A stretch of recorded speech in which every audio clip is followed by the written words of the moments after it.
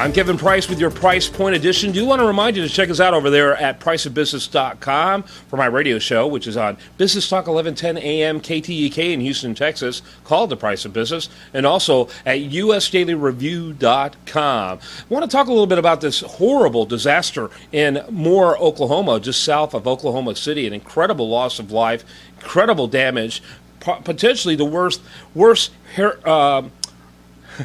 tornado of its kind, and I wanted to call it a hurricane. I live in hurricane country. Potentially the worst tornado of its kind. And it reminded me, as we saw a lot of government agencies responded, and I was very proud of our state of Texas sending support and help to the people, but it reminded me of a crisis that took place back in the 19th century, back when in the state of Texas, there was a massive famine that took place, and the state of Texas requested help from the federal government.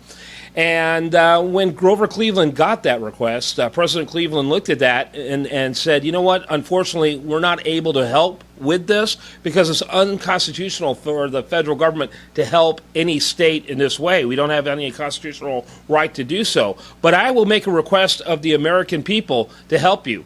Well, the state of Texas and the members of the Congress that represented the state of Texas asked for $10,000 in support. Well, back in the 19th century, $10,000 was a lot of money. And it went through both houses of Congress. Cleveland vetoed it because he swore to defend the Constitution, and then went to the American people and said, please help the people of Texas. Well, guess what happened? People of Texas raised over $100,000 purely voluntarily, purely from the good hearts of the American people, writing checks, sending money to the state of Texas. They raised 10 times more without coercion, without government action, than they would have raised if government has simply passed a bill. Grover Cleveland showed great foresight.